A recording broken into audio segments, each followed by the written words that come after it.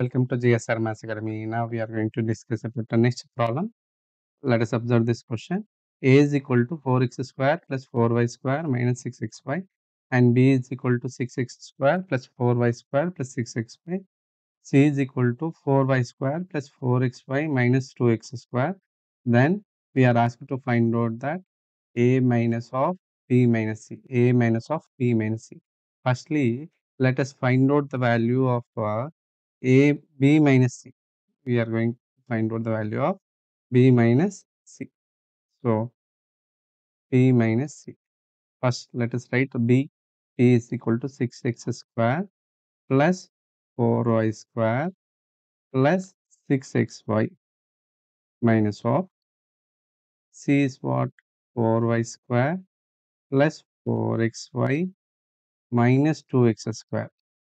Okay. ఇక్కడ ఈ bracket కంటే ముందు మైనస్ ఉంది కాబట్టి బ్రాకెట్ ఓపెన్ చేస్తున్నట్లయితే బ్రాకెట్ లోపల ఉన్న టర్మ్స్ యొక్క సైన్స్ ఇంటర్చేంజ్ అవుతుంటాయి. అంటే పాజిటివ్ టర్మ్స్ అన్ని నెగెటివ్ అయితాయి. నెగెటివ్ టర్మ్స్ అన్ని పాజిటివ్ అయితాయి. ఓకేనా? So, first expression be as is I'm writing that 6x square plus 4y square plus 6xy and opening the bracket plus 4y square becomes minus 4y square minus 4xy. This minus term becomes plus 2x square. Now what we need to do? We need to write all the like terms aside. అంటే X square terms అని ఒకసారి, y square terms అన్ని ఒక దగ్గర, Z square terms అన్ని ఒక దగ్గర రాసుకోవాలి. సో, ఇక్కడ ఎక్స్ స్క్వేర్ టర్మ్స్ చూడండి. 6x square plus 2x square ఏమవుతది? 8x square. ఇక్కడ 4y square minus 4y square. ఇవి రెండిటిని యాడ్ చేస్తే నీకు 0 వస్తది. ఓకేనా? అండ్ మనకేముంది? 6xy ఉంది. మైనస్ 4xy ఉంది. ఓకేనా? 6xy minus 4xy. That gives you plus 2xy. This is the value of B minus C. This is the value of B minus C. But what we are asking to find out? We are asking to find out A minus of B minus C. Okay. So, A value is what? That is 4x square plus 4y square minus 6xy minus of 8x square plus 2xy. మళ్ళీ bracket కంటే ముందు minus ఉంది కాబట్టి bracket open చేసినట్లయితే వీటి terms interchange science interchange అవుతుంటాయి. So, దీన్ని ఏం రాయొచ్చు? ఫస్ట్ టర్మ్ యాస్ టీజ్‌గా రాస్తున్నాను.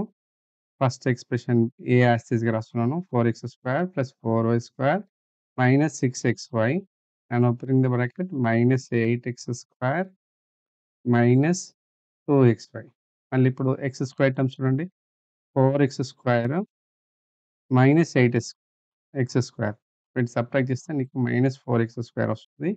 వై స్క్వేర్ టర్మ్స్ ఒకటే ఉంది కాబట్టి యాస్ టీజ్‌గా రాస్తున్నాను. 4y square and XY terms చూడండి. Minus 6xy minus 2xy. So, add చేస్తే నీకు వస్తది మైనస్ 8xy వస్తుంది. ఓకేనా?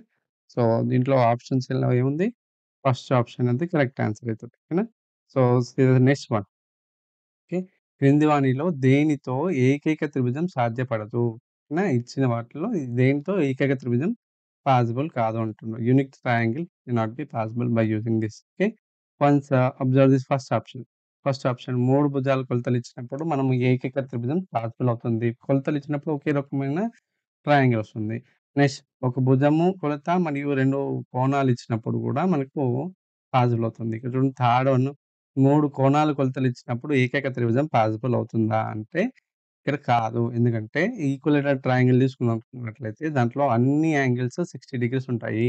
సో, 3 యాంగిల్స్ 60 డిగ్రీస్ ఇచ్చినంత మాత్రాన ప్రతి ఈక్విలేటరల్ ట్రయాంగిల్ యూనిక్‌గా ఉండదు. ఎందుకంటే చూడండి ఇది ఈక్విలేటరల్ ట్రయాంగిలే, ఇది ఈక్విలేటరల్ ట్రయాంగిలే అనుకున్నట్లయితే ఇదేమో 3 సెంటీమీటర్స్ ఈచ్ సైడ్ అయితే, ఇదేమో 5 సెంటీమీటర్స్ ఈచ్ సైడ్ అయితుంది.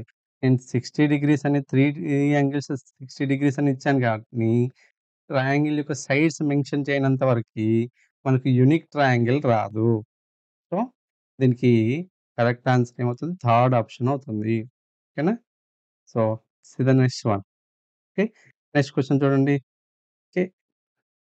X square plus x square into y cube into z to power of 1 మరియు x cube into y square into z to power of 1 యొక్క కాసాగు అంటే LCM కనుక్కోవాలి. LCM కనుక్కోవాలంటే వేటికి LCM కనుక్కోవాలి మనము ఈ 2 ఎక్స్‌ప్రెషన్స్ యొక్క ఎల్‌సీఎం కనుక్కోవాలి. అది x² y³ z⁴ and x³ y² z⁴ వీటి యొక్క ఎల్‌సీఎం కనుక్కోవాలంటే మనం ఏం చేయాలి? ఎల్‌సీఎం యొక్క ఫార్ములా ఉంటుంది. ఏంటి? Product of all the factors with greatest powers. ఓకేనా?